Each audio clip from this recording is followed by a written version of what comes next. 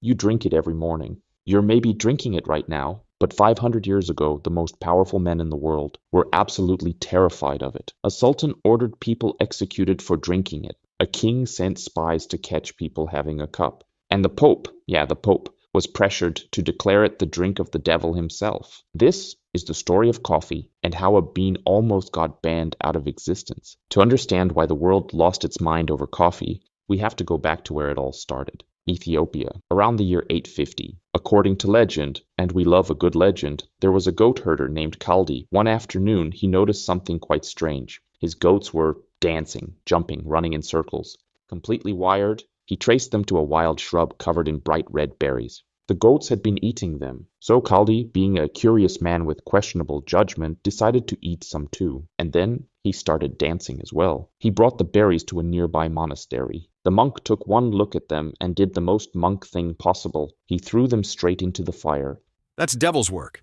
And then something happened that changed everything. The burning beans released an aroma so powerful, so rich, so intoxicating that every single monk in that building stopped what they were doing. They raked the beans out of the fire, dissolved them in hot water, and drank the world's first cup of coffee. Now, historians will tell you Kaldi is probably a myth. His story only appeared in writing 7 centuries after it supposedly happened. But here's the thing about this legend. The energy is real. The effect is real. And coffee did come from Ethiopia. So let's say where there's smoke, there's a roasted bean. By the 1400s, coffee had traveled from Ethiopia to Yemen, where Sufi monks were drinking it to stay awake during night prayers. From there, it exploded across the Middle East. Coffeehouses, called kave-khane, opened everywhere. Constantinople, Cairo, Baghdad. These weren't just places to grab a drink. They were where people argued about politics, read poetry, played chess, and most dangerously of all, talked about the people in charge. And that's when the first ban happened. In 1511, the governor of Mecca, a man named Khair Beg, ordered coffeehouses shut down. His reasoning? Coffee stimulates critical thinking. It encourages people to question authority.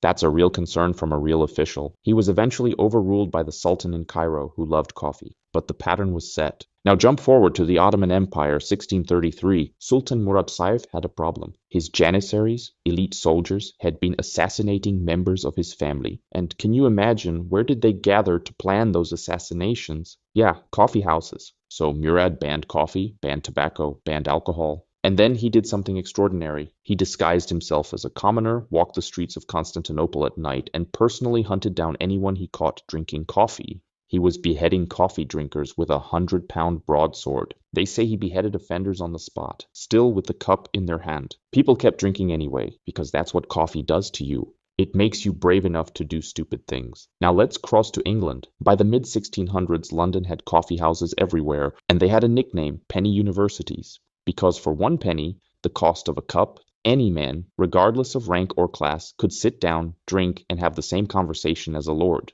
Merchants, scientists, writers, philosophers, all of them sitting at the same table, fueled by the same cup. Lloyd's of London, the insurance giant that still exists today, was literally born in a coffee house. Edward Lloyd's shop, where merchants gathered to discuss ships and risk. But King Charles II was not charmed by any of this. His father had been executed during the Civil War, and now he watched from the throne as his subjects gathered in coffee houses, reading pamphlets, spreading rumors, and definitely saying unkind things about him. So in December of 1675, Charles II issued a royal proclamation. Coffeehouses are to be put down and suppressed. They disturb the peace and quiet of the realm.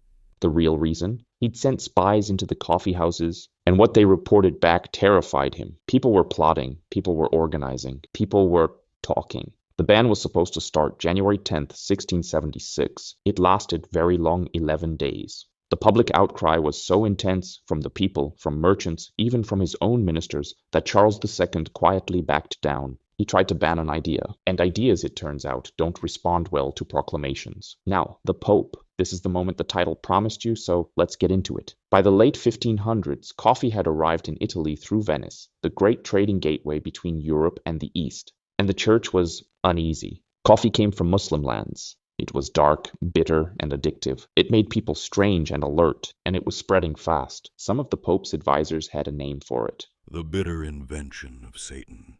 They pressured Pope Clement VIII to officially condemn it, to ban it for all Catholics across the entire Christian world. Think about what that would have meant. No coffee in Italy, in France, in Spain, in all of Latin America, which Europe was in the process of colonizing. The Pope could have changed the flavor of history, but before he made his decision, he asked for a cup, he took a sip, then another. And according to the story, which may be legend, but is the perfect legend, he looked up and said, "Why, this Satan's drink is so delicious that it would be a pity to let the infidels have exclusive use of it.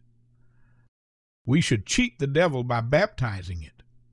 And so the Pope baptized coffee. Whether he literally performed a blessing over the beans, or whether this was just a very good story that spread through Rome, historians aren't entirely sure. What they do know is that within decades, Catholics across Europe were drinking coffee freely. The first coffee house in Rome opened in 1645, and from there, the dam broke. Coffee fueled the Enlightenment. Voltaire reportedly drank up to 50 cups a day. The philosophers who rewrote the rules of civilization did it over a cup. The French Revolution, planned in Parisian cafes. The American insurance industry, born in a coffee house. Isaac Newton, Rousseau, Benjamin Franklin, all of them regulars at coffee houses. Here's what's wild about coffee. Every single person who tried to stop it, the sultan with his broadsword, the king with his spies, the advisors who called it the devil's drink, every one of them failed. Not because coffee is just a drink, but because of what happens when people drink it together. They talk, they think, they question. And no ruler in history has ever successfully banned people from thinking. The next time you take your first sip in the morning, the one that makes you feel human again, remember that somewhere along the way, a pope had to make a theological decision about that cup, and he made the right one. If you want to know what other foods shaped the course of history in ways nobody taught you in school, you're in the right place. And that was our story for today. Please like and subscribe for more content like this.